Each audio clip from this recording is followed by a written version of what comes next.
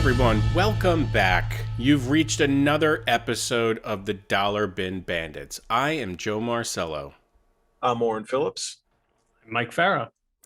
We are the Dollar Bin Bandits, and this is the Dollar Bin Bandits podcast. And well, folks, look, I want to thank you for coming back for yet another brand new spanking episode. And today we are bringing you our interview with a gentleman who has been the, dare I say, the shepherd for so many great storylines, story arcs. We're talking to none other than Tom Brevoort. I'm just going to say right off the top of top of my head here, whatever. I don't think a lot of people give the editors a lot of credit than, what they're due. Everyone is very familiar with the artists, the writers, and rightfully so, but the editors are an integral part in a lot of the great storylines that we've always been always read over the years. Tom is certainly one of those. Yeah, I think Tom also follows the line of Roy Thomas in regards to Marvel historian. You could tell he obviously loves Marvel. He knows so much about it, and picking his brain a little bit was an absolute pleasure. Tom is the longest running editor at Marvel, I think 30 odd years into his career there. Obviously rose from an intern to editor to group editor to I think he's executive editor and now like vice president. And well deserved. I only overlapped with him a couple of years when I was at Marvel, and we didn't work together, but he always seemed like the level-headed voice in the room. Again, historian of these characters, and just really was the biggest kind of fanboy in the room. And I couldn't make it to this interview, but I'm really psyched to hear what Oren and Joe had to talk about with Tom. So let's get to it. It's Tom Brevoort. Tom, again, thank you so much for joining us. I'm going to start off with the question that we ask everyone. How did you what mistakes did you make in your life to get here? Do you regret No, I'm kidding. How did you get into comics? Well, when I was around 6 years old, I lived in Long Island. My family lived in Long Island. And my dad was a heavy smoker. Wasn't quite a chain smoker, but he would puff at it pretty good in the 70s. And what that meant was he would have to go out, 2 or 3 times a week to pick up cartons of cigarettes, usually at the local 7-Eleven. And so one day, for whatever, we were coming back from wherever, whatever, and we stopped at the 7-Eleven, went in to pick up smokes. And on this day, for no reason that I can understand, I assume it must be like, something got spilled or they were cleaning something or something. The comic book spinner rack was not where it usually was, which was in the back with the other magazines. It was, in fact, up front by the cash register and by the door, which is a terrible place to put it. Because it is way too easy to just grab a book off the rack and walk out with it. But for whatever reason, it was up front. And so as my dad and I were in the short line waiting to, pay for the smokes, it caught my eye and I went over and looked at it. And, he said, "Hey, do you want a comic?" And I, not being stupid, said, "Of course I do. Yes. Thank you very much." And so, I pulled a book from that rack, and I went with a very safe bet choice, which was Superman number 268. I can still recall other books that were on the rack at that time that I didn't buy, but I bought Superman 268 and took it home. And by the time I was 6, I was already reading at a pretty decent level, so I could read the comics. I only got better as I read more comics, but I read the comic and I liked it, and eventually I got another one, and then it was just a thing. Do you still have those comics? I have some of them. I certainly have copies of all of them. I've replaced, that Superman 268 is long gone. There was an early, somewhere between when I was 6 and 7, There was some day when I did something to piss my dad off, and he threw out every comic that I had. So I was reduced back to square zero. And I don't even remember specifically what it was that day, or what the event was, but I remember them all going. And I've replaced more or less everything there. There weren't that many to begin with at that point. And I've replaced everything there since then. I probably have 3 or 4 different copies of Superman 268. But some of my original books are still on the spinner rack behind me, that I've upgraded and so forth. And they're basically just, brown, decayed, half fallen apart slabs of paper that are barely, a comic at all. But, they go back as far as I do almost. Not quite to the beginning, but very close to the beginning. Very, very cool. Now, you started at Marvel, correct me if I'm wrong, as an intern. Yes, that is correct. First of all, that's awesome. Congrats on that. And for you to parlay that into your career, how were you able to do that, by the way? Because I wish I had done that myself.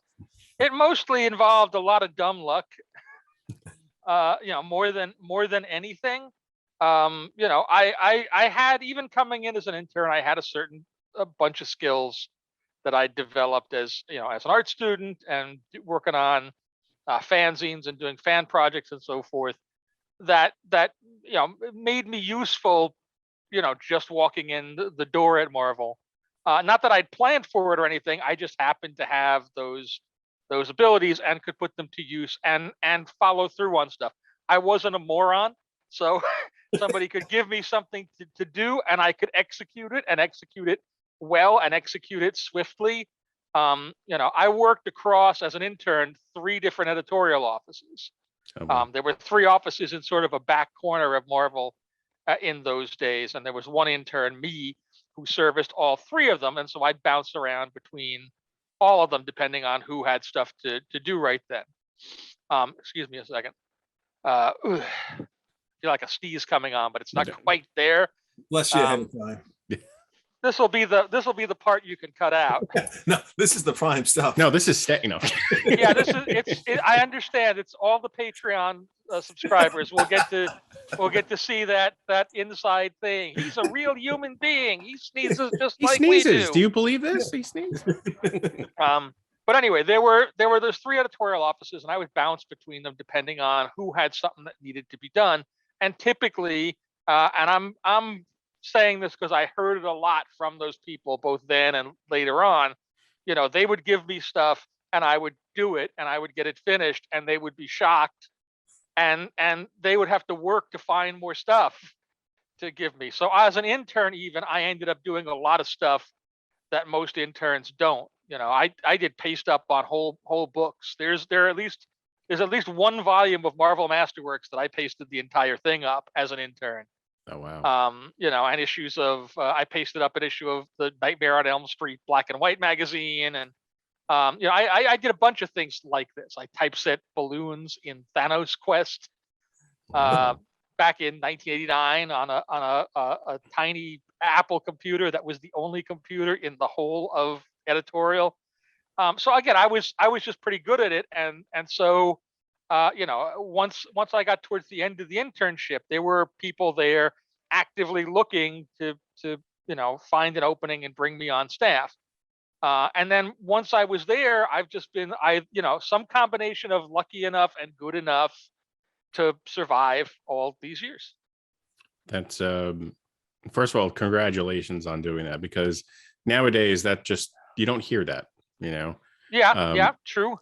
And the fact that you've had the longevity and remained at Marvel is really fantastic. Have you ever I think probably getting ahead of this because I think we have this question down the road, but have you ever had any desire to go to DC or any other comic book company? It always had been a possibility. I think we're now past the point where it is likely to happen. Since they're 4,000 miles away from Marvel. Although I guess at this point, for the last 2 years, like we at Marvel have all been working remotely. We haven't been in an office. Right. And I could do the same thing the same way at DC if they didn't mind. And frankly, I don't know that they want to see me, and I don't know that I want to see most of them. So it's probably the best way to go. Fair Um, enough.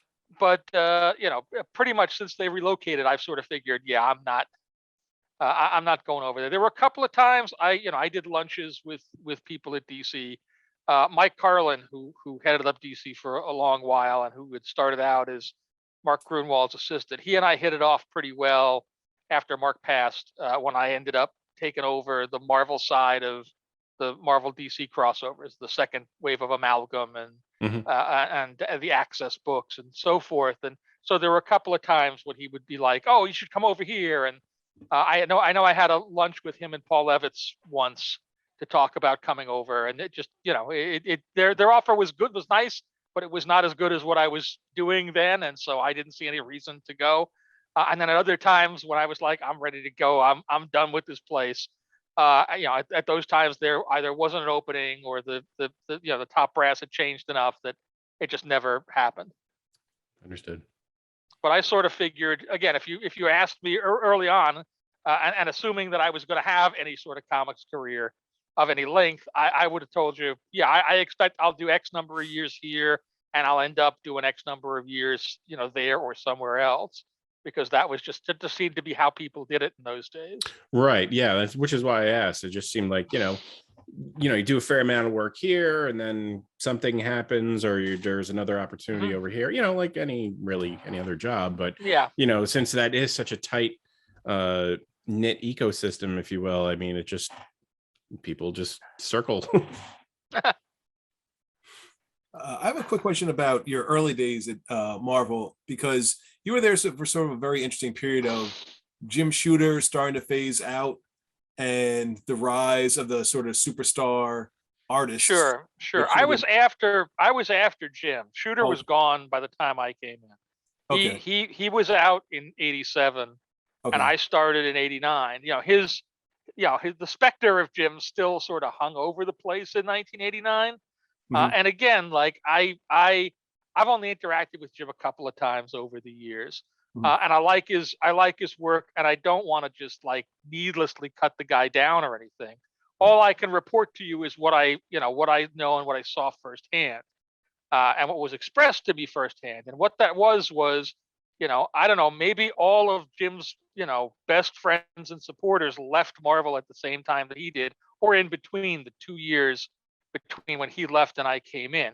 But I know that when I got there, in terms of the staff that was there, the editors that had been there who had worked under him, there were people of all sorts, and they were, as you would get in any sort of staff of a crew of folks, people who didn't get along with one another and didn't like one another and so forth. But the one thing they would all agree on was that at least by the end of his tenure, the working under Jim's regime was bananas crazy. Gotcha. So again, the fact that it was so universal, the fact that there were people, and again, I don't want to particularly call anybody out or name any names, but there were people who were like, man, this guy doesn't have a bad word to say about anybody. Right. And he'll talk about how, yeah, towards the end of Jim's time, it was bananas around here. The things were happening, and it was just terror and craziness and whatever.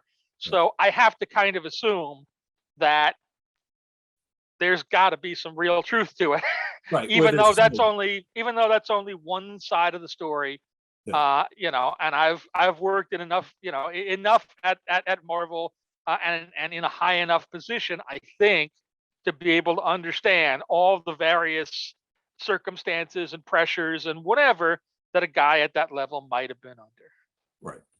And I was going to say, because when you started editing, doing a lot of work on the Avengers, which is an iconic book, when you get the gig, are you nervous at all, saying like, oh my gosh, like I'm now sort of steering the Avengers ship? Not in that way. Okay. I was never worried about that sort of thing. And like I came into Avengers, we launched Avengers, with Kurt and George Perez. And they were already together, and Kurt I'd worked with for years on Thunderbolts and Untold Tales of Spider-Man and so forth. And George, I had worked with on a bunch of different oddball little things. He did an issue of Spider-Man Team Up for me. He inked the first issue of Hobgoblin Lives. He did trading card art that I worked. Like he was always, I'd had contact with him, and I was a huge fan of George's. So coming in and having that piece already in place, like that's easy. All I had to do was not louse anything up too badly. So I wasn't at all worried about that. More what you were worried about is, those Heroes Reborn books had gone over to Jim and Rob, to Wildstorm and Extreme, and they'd done really well over there. And now coming back, you wanted to go, we need these to do as well or better, because obviously, the bar has been raised, and so you had to meet the challenge of that, and that was the thing that you pushed against. Not so much being just afraid of it for the sake of, oh my God, it's that classic thing. It's more, tangibly about, the last guys did this. You got to do at least that. Right. Yeah, I'm also curious, just as an editor in general, because I know there's gonna be some days that you're gonna have, I guess, somewhat hard conversations with writers or artists or something about, what's Sure. going on. How do you you handle that situation, and B, is it tough to do that and yet keep them enthusiastic about the project? Well, if it gets to the point where I have to have that conversation, there's no worry about that, because they're not on the project anymore. Gotcha. I try as best as possible to be as straight as possible with the people that I'm working with, Okay. on all levels, editorially, within the staff, up and down the chain of command, and all of the talent that we're working with. So if I have a problem with something or a concern about something, it's not a deeply held secret. Okay. I'm not playing with a poker face a lot of the time. And so certainly there are times, and I've certainly had instances where I've had to fire people or take them off assignments, so often, or occasionally back in the day, for things that were not even their own fault or due to circumstances beyond our control. And again, I'm not. Every individual is different. Every circumstance is different. Every whatever is different. But I talk about this a lot with the younger editors that are coming up at Marvel and that we're trying to grow into fully functioning editors. I don't put any bones on that. I really do call it shooting people. I'm Hmm. gonna call up so and so, and I'm gonna shoot him, and I'm gonna shoot him in the face. And that's my sort of a promise. Like I don't want to do it down and dirty. I've seen editors over the years who've done stupid things like firing a guy by fax. And I've certainly been in circumstances where because I couldn't get in touch with somebody properly or whatever, where I've had to leave messages on phones and so forth. Hmm. But my preference is to be straight, and if you're gonna get it, I'm gonna pull my gun out and I'm gonna shoot you straight in the face. And if for no other reason, then you're gonna know where you stand, and you're hopefully gonna feel respected, even if I've got to do dirty by whatever the circumstance happens to be. Again, I don't know that everybody in the world loves me because of that. Like anybody, I'm sure you could find people who say, "Yeah, Tom's great," and you'll find other people that say, "Yeah, Tom, he's a son of a bitch," and everything in between, because that just comes with the nature of the gig. Um, but I abide by a bunch of very basic rules. I don't work with people I can't trust. And if you do me dirty, and certainly I've had people, I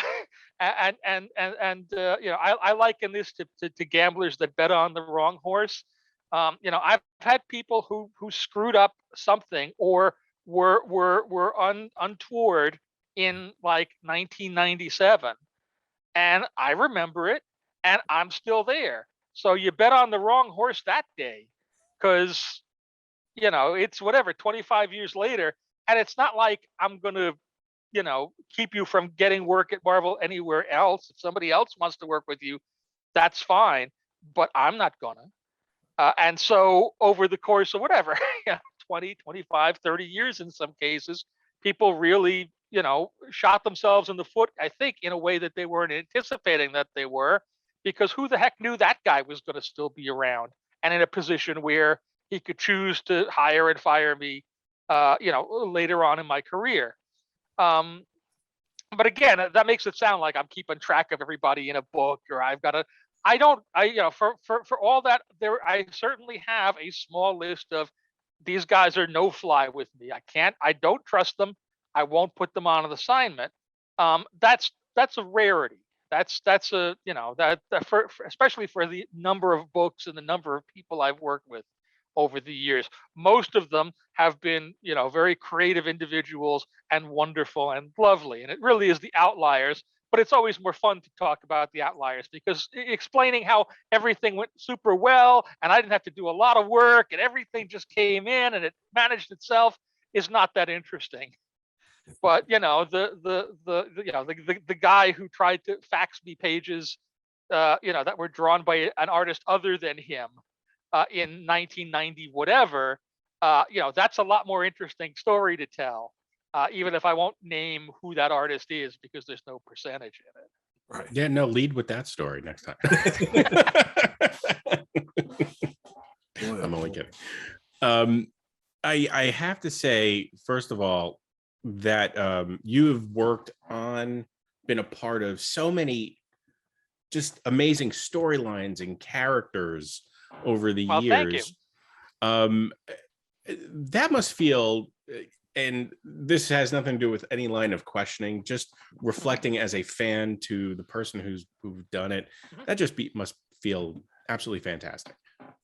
It's certainly nice. It's certainly nicer when people like yourself, who read those books and like those books, get to express that, particularly after years. I'm certainly as backwards looking as anybody. As you could tell if you go to my webpage or follow my Twitter or whatnot, where I do a lot of stuff about older books, not just mine, but older comics in general. By the same token, it's not like I'm not also like a shark swimming forward and going, okay, here are the books we're doing this month. What books are we doing next month? What books are we doing in 6 months? What books are we doing in a year? And so hopefully I'm not just resting on, my laurels and past glories. And depending on what you thought my high point was, I'm not just kind of going, yeah, I was the guy that did that thing years ago. I want to be doing stuff this month, the next month that's exciting and fun and interesting to me, and that hopefully people are who are reading the books are liking as well. It's not enough to just kind of go, well, whatever, you worked on JLA Avengers, that's your big thing. Yeah, it is, but then I can do Civil War after that, and I can do something else after that, and I can do something else after that. It's not, it's not one thing. I can do Secret Wars after Civil War. I can do, again, whatever the thing is, constantly, and constantly finding new ways to challenge myself and the staff. And obviously there's always an influx of new people coming in and new creators and such. How has the from your point of view, as an editor, now artists and writers and everyone, it's just everything is a global society as it pertains to creativity and creative work. How has your job changed as a result of that? I mean, we've, over the past year or so, Oren and I and Mike have spoken to so many people who, they would reminisce about their days of, faxing, and, everyone was more or less local. And, having been working on what, for the past year or so, we've learned a fair amount. And, there's certainly so many more people out there that, we're talking about people in the Philippines or overseas, and they're working for companies here in the States. And it's just, it seems like it's a much larger world as it pertains to that, and has that really impacted your job at all? Well, I mean, I think that's the best thing that there is. I think opening up that talent pool and that range to so many different people from so many different parts of the world who had talents and skills, but maybe couldn't find a way in because back in the day you had to be semi-local in order to do this on a regular basis. I think that's great, and I think that expansion and that diversity of thought and diversity of content is a real boon, a real plus to things. For me, this was a gradual shift. I started when we worked with line drawings on pieces of board and paste up rather than computers. Like I said before, there was only one computer in editorial when I started, and it wasn't that great. And as an intern, I knew how to use it better than anybody on staff. Not that I was all that good at it. I just had taken some computer classes and understood what you could do in a very basic way with a very basic 1989 computer. So it's not like suddenly somebody flicked the switch and we went from 1989 to 2021, 2022 instantly. It's a process of change and development. But on all those levels, the job functionally is still exactly the same, but all the methodology of the job is completely different. Everything down from the fact that the most basic fact, that when I started for the first few years, because you were, producing the work on physical boards, and you weren't, you were having to send out for color separations, and the printing and the shipping took so much longer and so forth. You had to send a book to print 8 weeks before it saw print.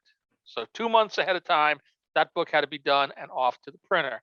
You might be able to skirt it to 7 if you were on an important enough of a book and people liked you just well enough. And today, it's more like 3 weeks.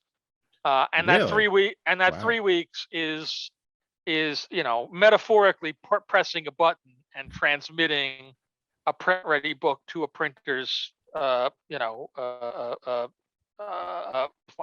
print plan and approving it all digitally. And there's no separation house, and there's no so that means when we talk about things like, or when fans talk about things like, why don't you have X number of issues done ahead of time, or why isn't this like it was or more like it was back then? Part of the answer is it's just not like that anymore. Yes, you can do that, but it's you're jockeying against totally different factors now than you might have been in 1989 or earlier than that. Yeah, come to think of it, I think we were talking to Ron Lim and Ron Mars a couple of days ago, and they were talking about their work on Silver Surfer Rebirth, and they were talking about one of like the next issues. I don't know if it was number 2 or number 3, but they were talking about, I just sent you this. I'm like, wait a second, shouldn't that be done already? And just put in perspective for me what you just said. I'm like, well, yeah, I guess it doesn't really have to be that far out nowadays. But well, again, Ron can draw a page, and in the old days, like when he was working on Surfer with Ron Mars in the 90s, he would draw a page. That page would be FedExed. It would take anywhere between a day to 2 days to get to the office. And if Ron wasn't inking that issue, and he wasn't inking most of them in those days, and it had to go to somebody else, Tom Christopher, to ink, the editor would then turn around, put it in another box, send it out to Tom, and that'd take a day or 2 days. So right there, 2 to 4 days just to get from Ron to the inker. Right now, Ron presses a button and the inker has it. So you save 2 days. That having been said, we're very good at wasting 2 days worth of time. So it's not like suddenly this is all magic. It just means that the time frame, the technology has made the time frame for all this stuff much different than it used to be. Is your life easier, or is it more now you're just filling the time with more stuff? Well, again, you fill the time with different stuff, and like anything, if you don't have to get the book out at 8 weeks ahead of time, you never will. Yeah. You know, you need the solid wall. Oh, yeah, and you can. And the reality is, you can do it here or there. You know, on certain projects, you'll start early and so forth. But if you're an editor running a line of books and they're regular monthly titles and so forth, even if you start with the best of intentions, unless you're gonna sacrifice quality for the arbitrary beat of, okay, I'm just gonna get everything done, you know, 8 weeks out for the sake of pride. There's no way. You slide back to when the deadlines are actually real, because at any given point, you know, whatever, Ron needs 2 more days. Well, I can either give him those 2 more days because I don't really need to be out at 8 weeks. I can go all the way to 3, or I can go, no way, Ron. We're holding to this completely made up bogus deadline that I am enforcing. I'm going to have somebody else draw those 2 pages so we can get them done. And so my end product is rockier and a little crummier maybe, and isn't as good for the readership. And, you know, presumably my numbers go down. Like, that's putting the wrong impulse first. You know, the goal is make great comics, make great material, make great stories, make great content, and everything else is secondary to that. So, you know, inevitably everything tends to slide back towards when the actual deadlines are, regardless of whether that's 8 weeks out or 3 weeks out, or if technology gets better, a week and a half out. You know, you're always going to go right to the edge, because for a lot of people who have a million different ways that they can procrastinate or not work on stuff, or be distracted, or have life events that pull them away from stuff, you know, it's entirely too easy. You know, and I don't mean it to just be like people are dilettanting. We've been in a pandemic for 2 years. People have plenty of stuff to worry about, and real things happening that might prevent them from being able to be on time and on track as much as they might want to be otherwise. So it's, you know, it's just the reality of the situation. And the thing you're constantly balancing is, how much time do I have? When do I really need to get this out? You know, what's in the best interest of the book, and how long can I go? And sometimes, you know, you hit a point where it doesn't matter. I'm X amount of time out, and I'm sorry, Ron, I do need to get somebody to draw those other 2 pages, because otherwise we're not gonna be able to make it out, and I need to sell comics to keep the lights on. I need to make sure this book ships, and so at the end of the day, that side of the scale has now unbalanced the other side of the scale, and it doesn't work. But, you know, all the way through, you're looking to try and you know, keep your focus on making the material as good as it can be, because everything comes from that. Understood. Well, talking about great material, you mentioned Civil War, and I would be pretty stupid if I didn't ask you about Civil War. First off, one of my absolute favorite Marvel storylines. Nothing to do with the movies, by the way. However, my question does pertain to the movie, but it is, man, that was just, it was great. And I wish the movie was more like the comic, just to have that, you know. Again, thank you. I'm glad you enjoyed it. I don't want to speak for studios at all, because they do what they do and we do what we do, and it's 2 separate things. I kind of feel like the fact that it was as close as it was in so many respects, you know, I'm basically, to me, I look at it as the glass is half full. Absolutely. I never expect anything that they take and use from what we do to be an exact one-to-one model. If they did, it probably wouldn't be very good, because a lot of what we do that works perfectly well as lines on paper and individual staccato moments doesn't play the same way when you put real people on a sound stage and they're moving and their sound and they recite dialogue and so forth. And everything that's going to happen too. Right. I mean, right. as a movie, you just be like, well, this is going to happen. I'm not surprised. Right. So, you know, I'm always, again, so I take my happiness from any time when they pull pieces from something that we've done, and then go and do whatever it is they need to do to make them function as films or now as streaming shows. And that's it. I'm not so precious about this stuff to go, well, it wasn't exactly like they didn't kill Goliath in that Civil War. Well, that's the worst. That's the worst Civil Who's War movie. Goliath? Why didn't they bring Yeah, him? exactly. Like, it's a different, it's a different experience. It's a different thing. Um, but thank you. Yeah, no, the reason why I brought it up is obviously because it's so great, but obviously Marvel is just, the MCU, it is like just dominating everything nowadays. And has that changed your job in that you're more like, or you're getting pressure from the studios to kind of align the comics and the to be, I guess, more recognizable or closer to what is in the movies? No, that's actually kind of the opposite. Okay. And these days it's all remote, but I'm going to talk like it's not. Um, 2 or 3 times a year, we'll meet with Kevin Feige and the studio's team to kind of do a big walk through show and tell that amounts to, here's all the stuff we're planning to do for the next couple of years, and here's all the stuff we're planning to do for the next couple of years. And so we can share a certain amount of information and intel back and forth.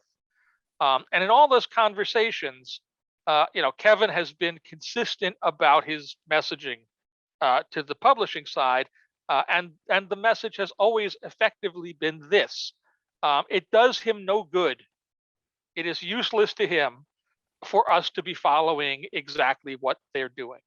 What he would like us to be doing is being the tip of the spear and going out ahead of them and coming up with all sorts of stories and characters and situations and things that, as they follow behind a couple of years, because their production and their Marvel Cinematic Universe is by its nature behind where we are in the publishing Marvel universe, that they can mine for all the diamonds and best bits and use. So to use sort of a recent example, we knew there was an Eternals movie coming out, and we put out an Eternals book, and the intention of that book, both from us and reiterated by them, is we don't want you to do the movie that we're doing now. We want you to come up with stuff that we can use to do an Eternals 2 or an Eternals 3 or something. Like it's of much greater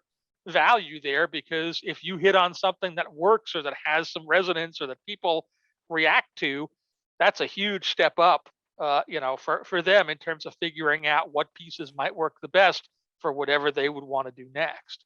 That having been said, inevitably it's a synergistic situation, not because anybody's coming down and saying you must make this like this, but those films are phenomenally popular and recognized worldwide, and that's among the fans, but it's also among our creators.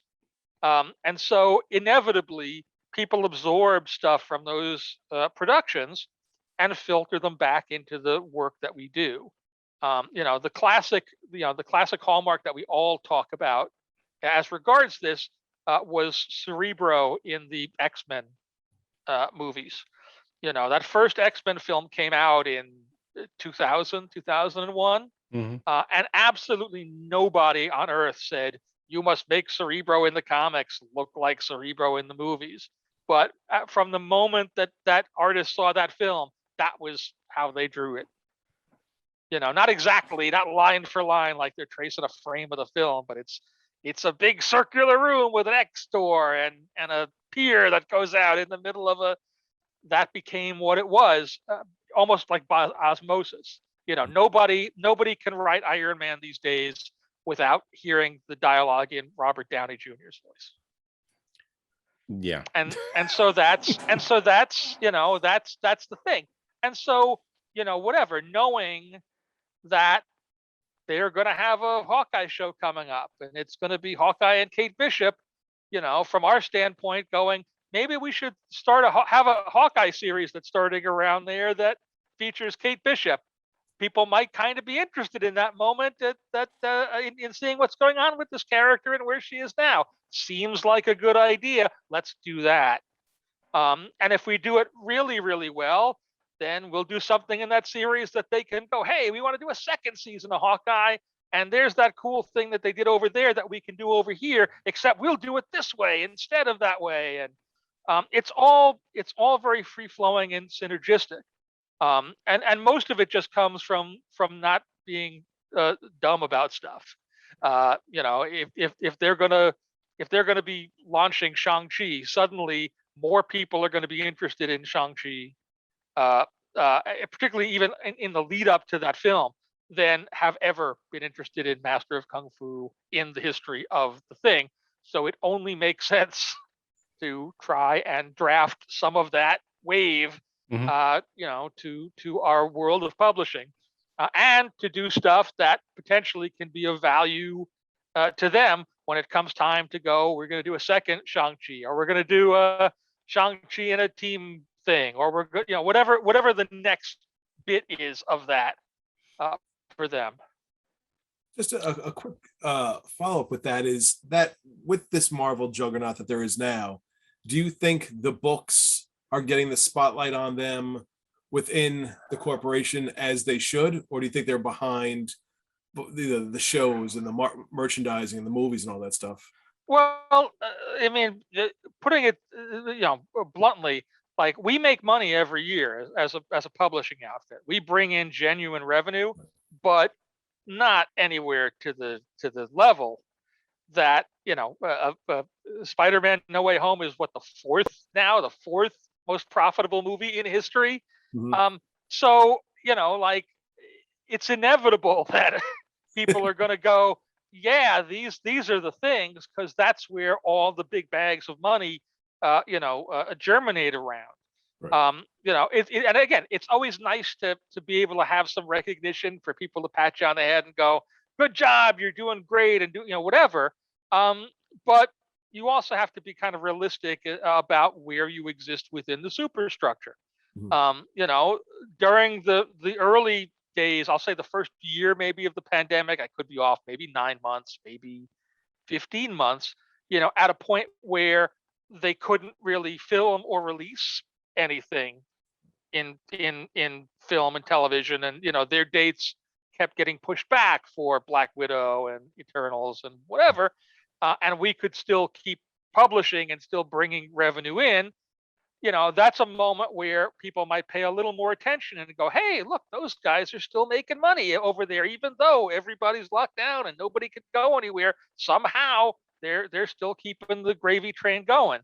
But inevitably, eventually, that's going to change, and has, and the movies and the shows are going to come out again, and they're just going to be bigger. But again, institutionally and organizationally, and I really think, as much as anything, this is part of the key as to why Marvel is successful at this, and others who have tried it are not successful at it, is that the comics and the publishing are the lifeblood of the organization. That everybody else builds upon and expands upon the stuff that publishing does. The publishing, because it's the core business, the original business, it's the roots of the tree. And everything kind of stems from there, for good or for ill. And all of our other successful divisions have found ways to build upon that foundation, rather than going, we want to have a foundation over here 3 blocks over, or whatever. And so there's a consistency of understanding, if that makes sense, about what the underlying principles of Marvel are, that is shared among all of our various areas and divisions and so forth. Again, in a way that I don't know that anybody else has quite replicated. Often because they put the cart before the horse, and they go, well, whatever. And I can't speak to them definitively, and I'm going to point to DC because they're the most obvious example of this. But you always get the sense. I always get the sense that the Batman movie is very, very important and much more important than the Batman comics. And if it happens to resemble them, great. But if it doesn't, who cares? It's a completely different paradigm. It's not like, there haven't been great DC films and DC television and animation and whatever. But in terms of how that structure is organized and how it relates to one another and even respected, I don't get the sense that those comics are the roots. Gotcha. I get the sense that often the left hand and the right hand are just doing what they're doing, and nobody cares. As a fan, I absolutely agree with you, and I think you could see that because they're just shuffling, DC from one branch of business to another and selling it off here and there, and I don't want to, like the people who are actually working at DC Publishing, creators and editors and so forth. I don't mean to malign them. No. I believe that everybody there is working hard to make the best and most successful comics that they can, and to fulfill whatever the dictums of their organization are. I've been at Marvel long enough to have gone through plenty of different regimes at the top and different owners and whatever, all of whom had different objectives that they were trying to accomplish, and that editorial or publishing as part of that organization would attempt to go in that direction or this direction or whatever. And I'm sure that all the people there, in the trenches at DC are doing the same thing. But I don't get the sense that anybody up their ladder really cares.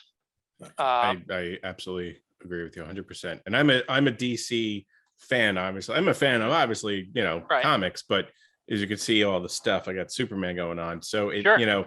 It hurts the fan, who sees this.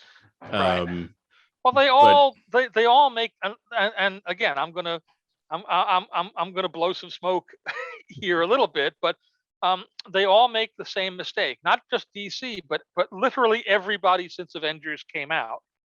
Like, you can't.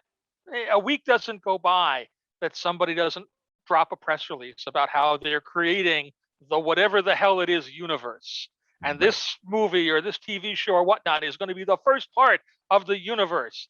And the problem that they all run into, and they hit the same rocks again and again, and they can't figure it out, despite the fact that nobody's made a secret of it, is if you want to do Avengers, you can't start with Avengers.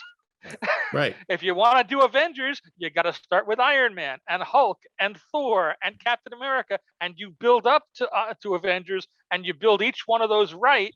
You can't start building the building at the top floor. There's nothing underneath it. It's gonna fall and crash and crack and burn. And inevitably, as all these projects, just the very fact that they're announcing the project and the fact that it's going to be part of an interconnected universe, that's the point where I go, yeah, they're done. They're whipped.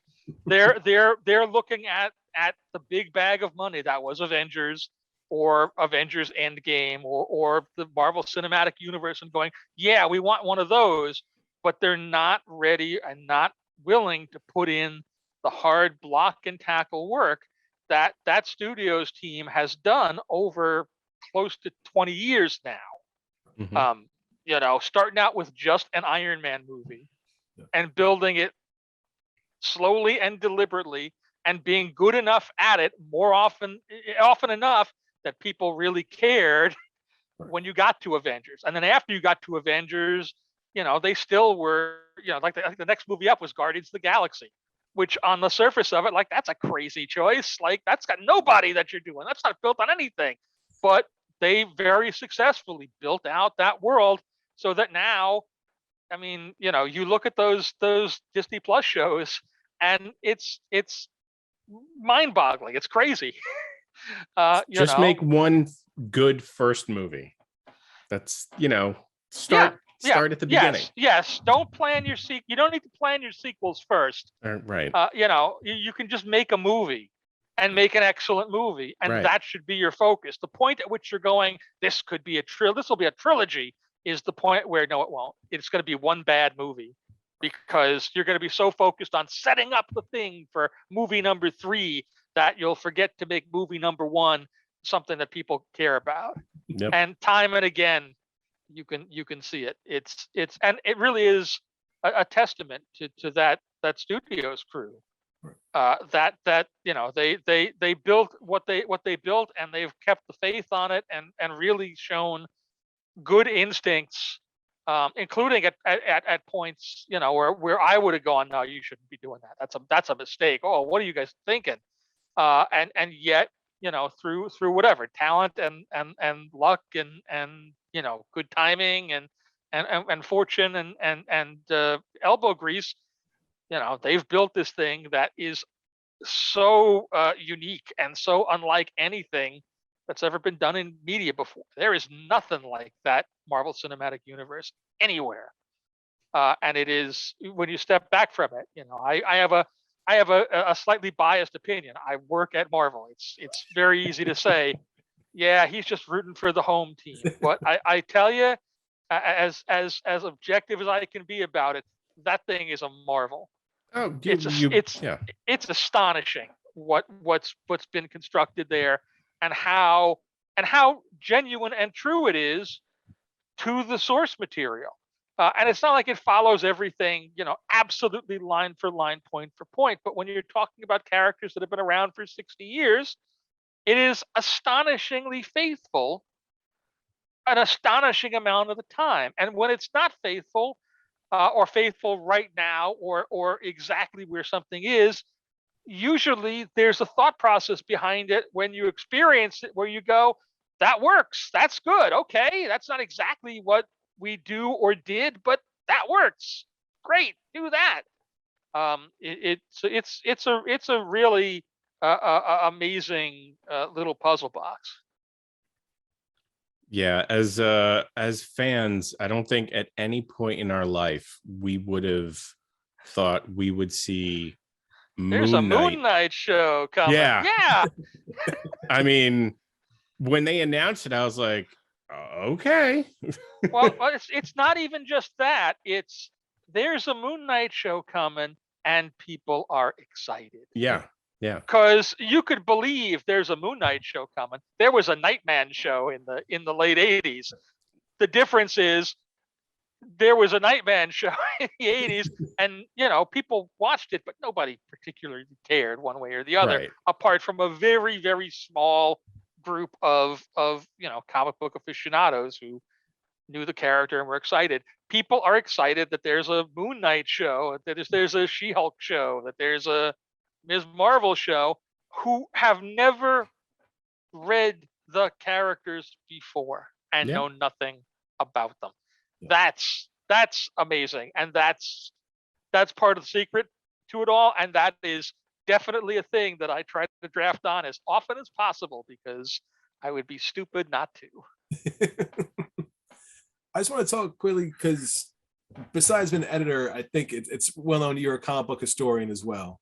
You love comics, the history of it. This is a wonderful book, Marvel's Greatest Comics. Great essays in it yourself, writing a lot of love letters. Thank you. I like that book, but it irritates me. Does it?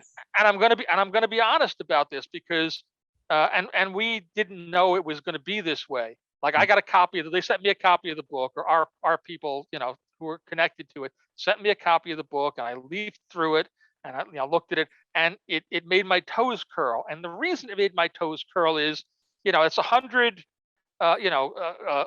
selected Marvel comics from the history. Here are the 100 most important, and that's great. And they have the write-ups, and a bunch of different people, myself included, wrote about why this book was classic or important and so forth.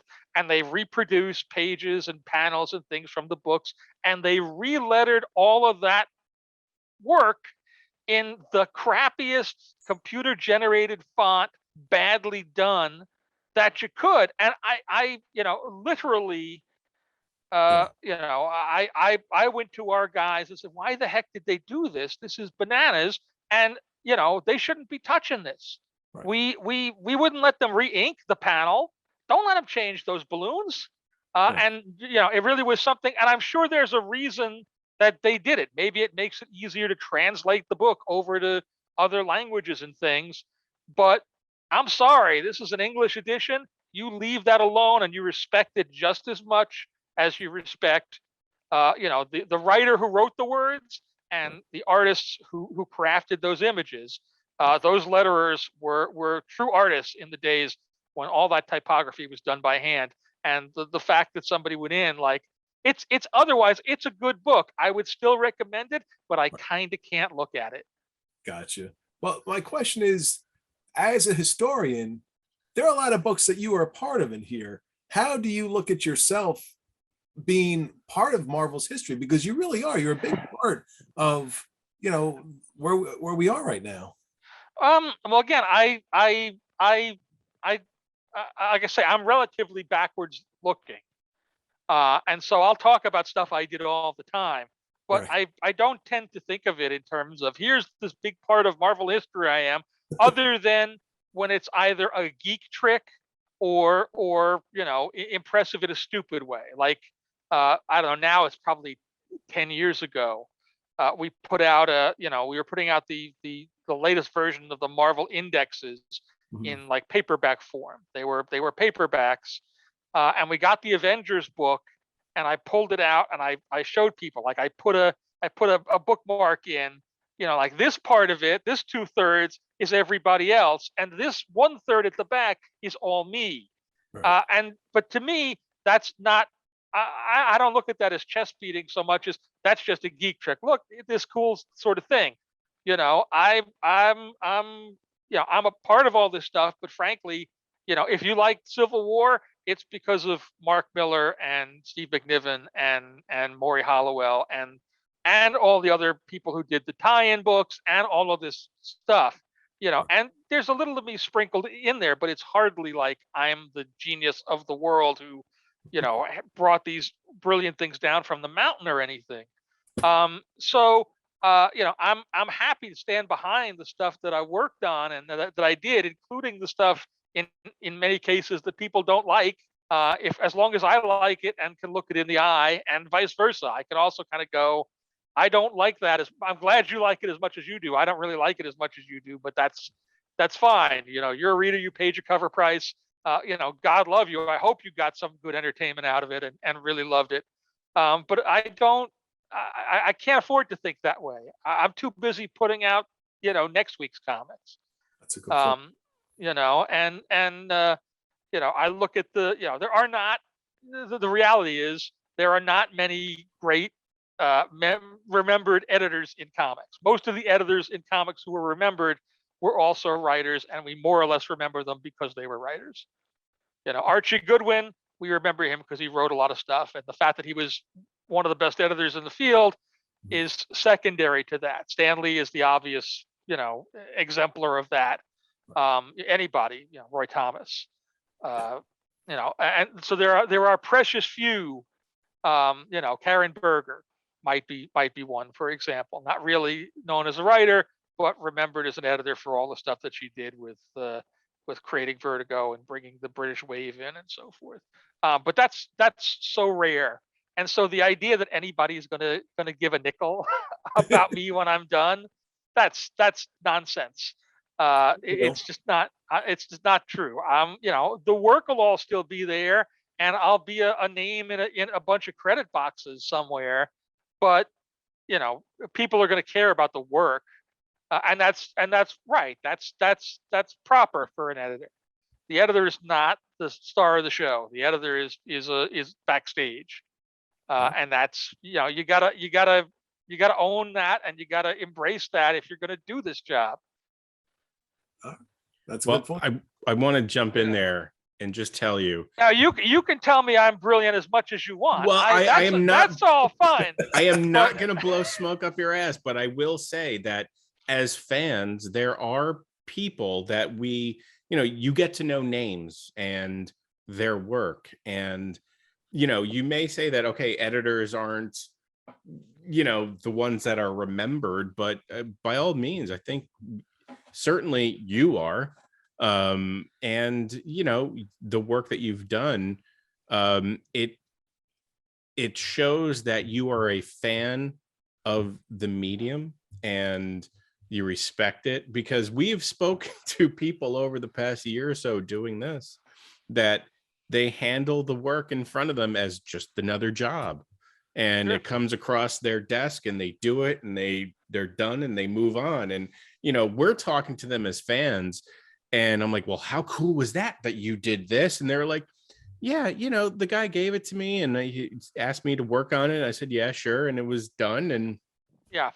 we're looking at him like, what's wrong with you, man? Don't you enjoy your job? I mean, you have a spinner rack. Yep. We want spinner racks, like that's awesome. The fact that trust me, as fans, we we see the love of what you do, and it's I think it's well received. Well. Thank you. But again, what you're talking about, that was, for generations, that was how, the people who worked in comics, thought of it.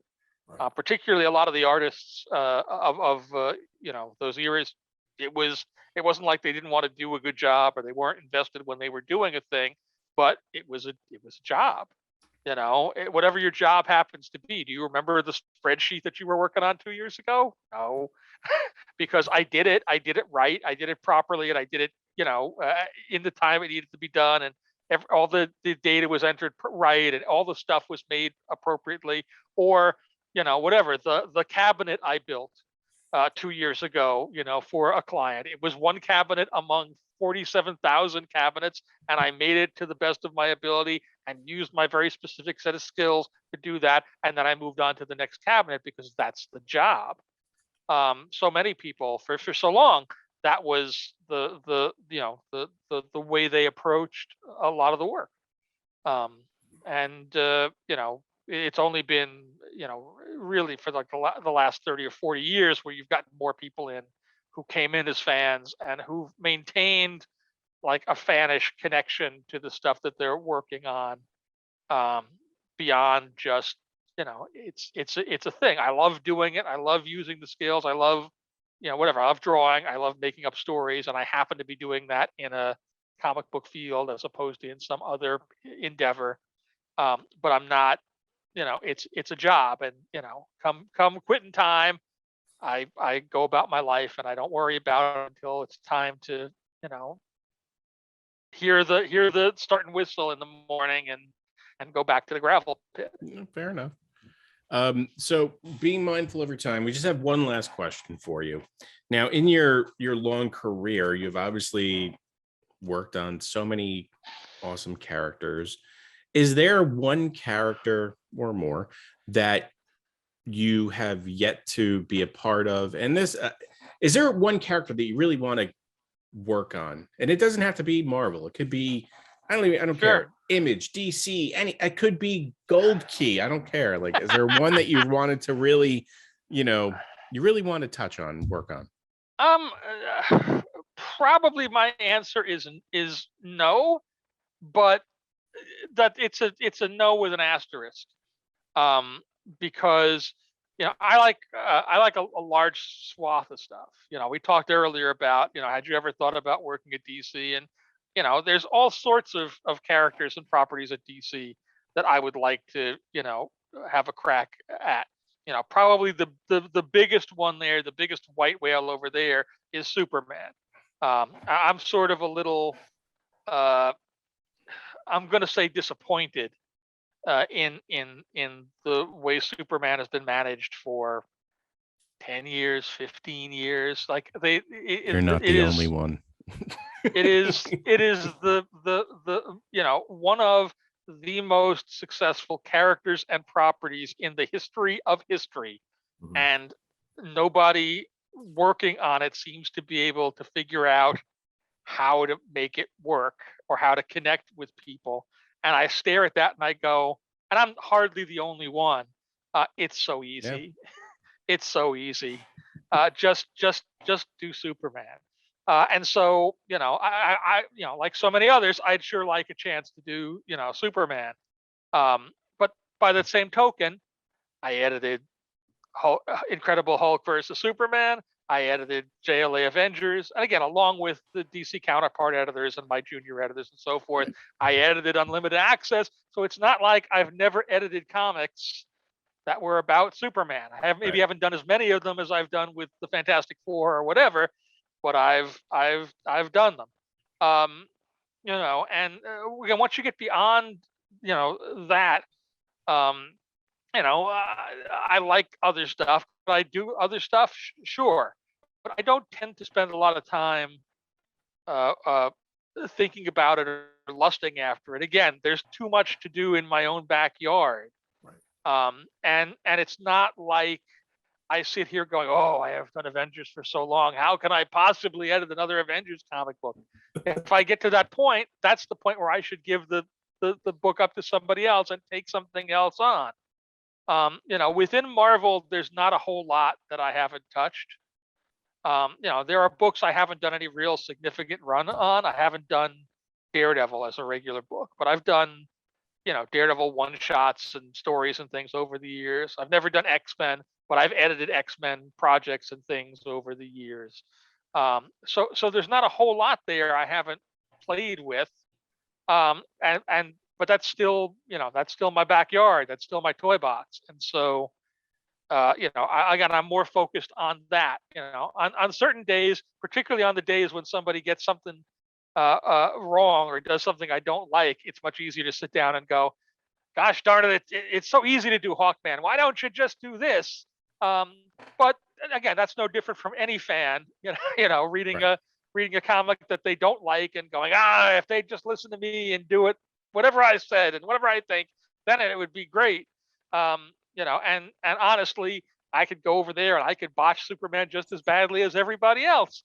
It's very easy to talk this talk, without having to actually play the game. There's plenty of stuff. You could plug me in just about anywhere, and I'd find things, that I'd be interested in doing. But I seem to be at Marvel still, and so that's so you got that going for you. that's kind of where my focus is on. Makes sense. What are we going to do at Marvel next year? What stories do we have coming up? Who's going to take over this book? Who's gonna do this? Who's got a story coming up that can be a bigger thing? What clever ideas are there for projects? And there's a bucket of stuff there too. I never throw an idea away, and eventually you get to do them.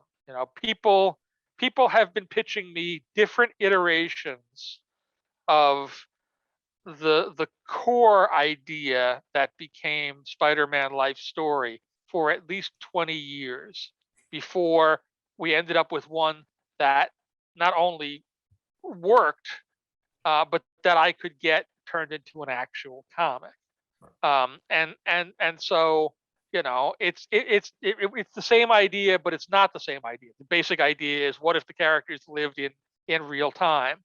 I remember talking with about that project, or not literally that project, but about that idea, with Roger Stern in like 1999, and us trying to figure that out and trying to get it together, and it just not being the right thing at that moment, and not being able to lick it, and eventually getting to the point where somebody, Chip Zdarsky in this case, was able to crack it, and now it's a book. So I have years of bad ideas that potentially the day for could come tomorrow. And if not, and I'm around long enough, it could be the day after tomorrow. There's no dearth of stuff. There's no bottom on this, as long as I'm thinking on it. So yeah, it would be fun to work on all kinds of different properties and things. But again, I don't focus on that too much. Again, other than when I'm in a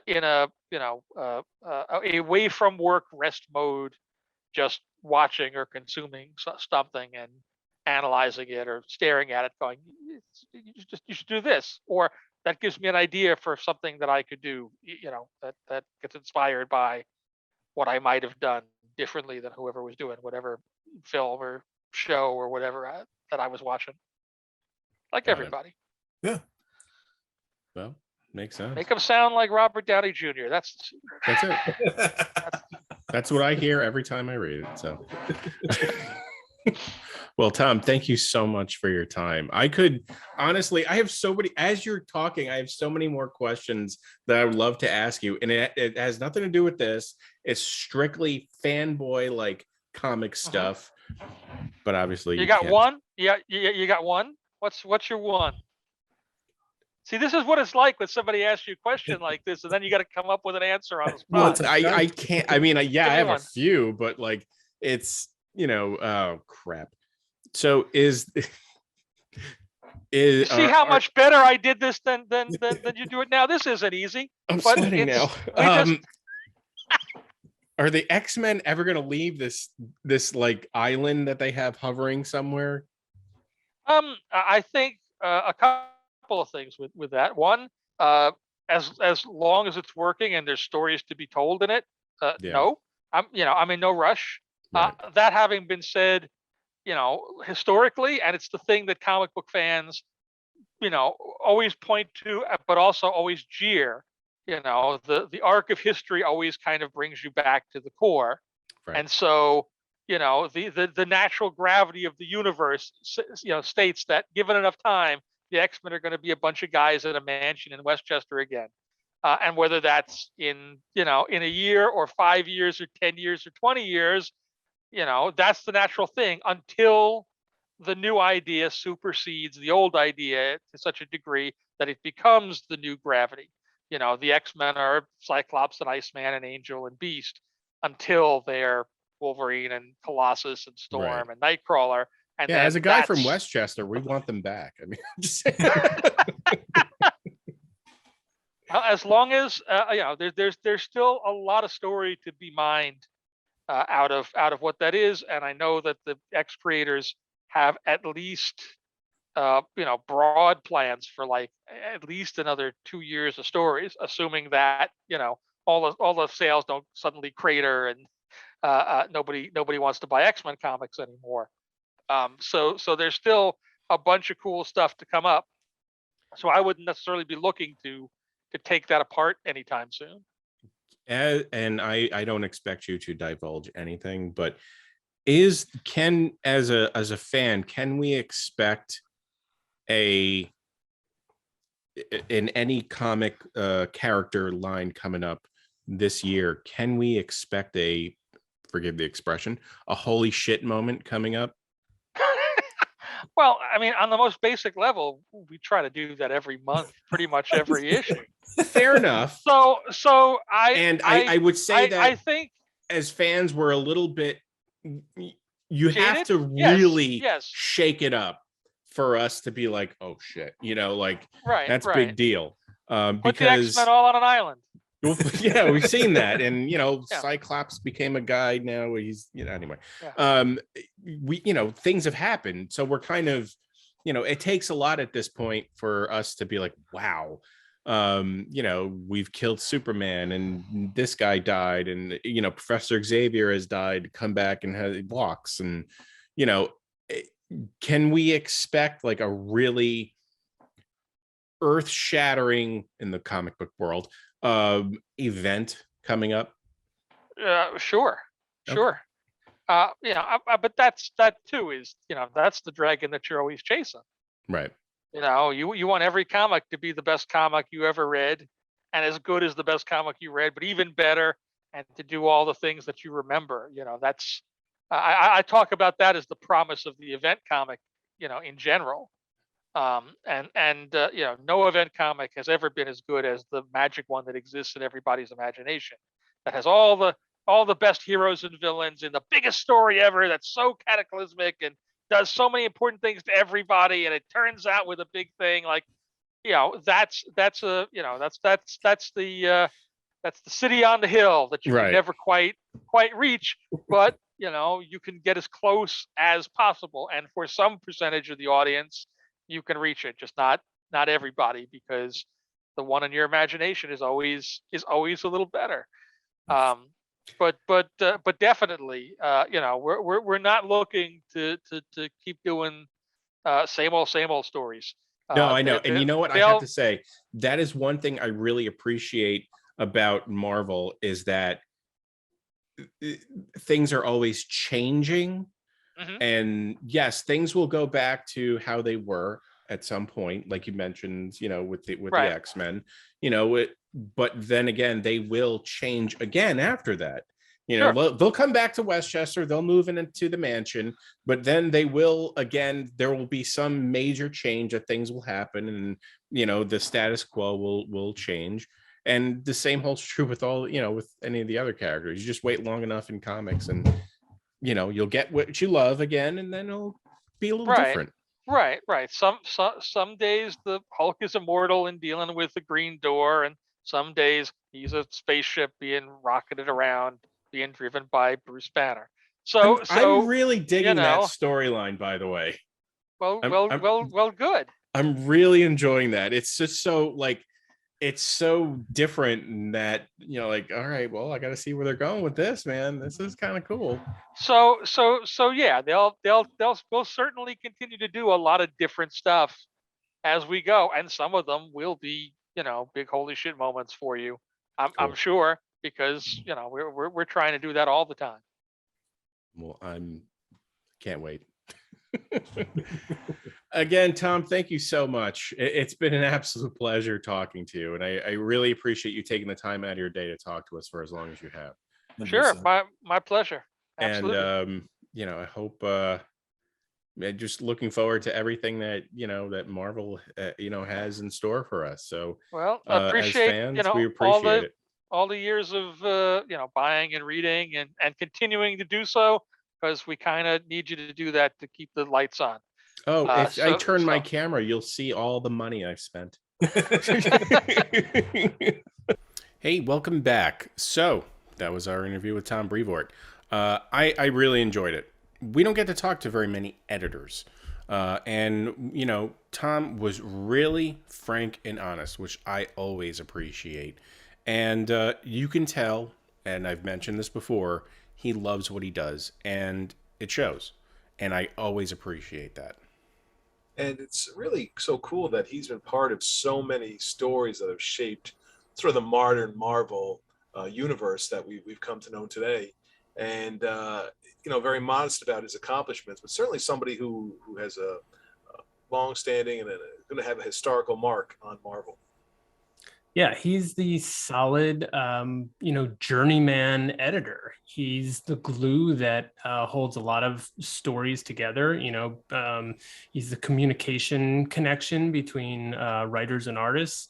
And yeah, you guys knocked it out of the park with the interview. I thought he was great and had a lot of interesting insights about, the process and what it's like to put together these books and these stories that we all love. So kudos to you guys. And that's another one in the can. So we shall say goodbye for now, but we'll have another episode of Dollar Bin Bandit soon.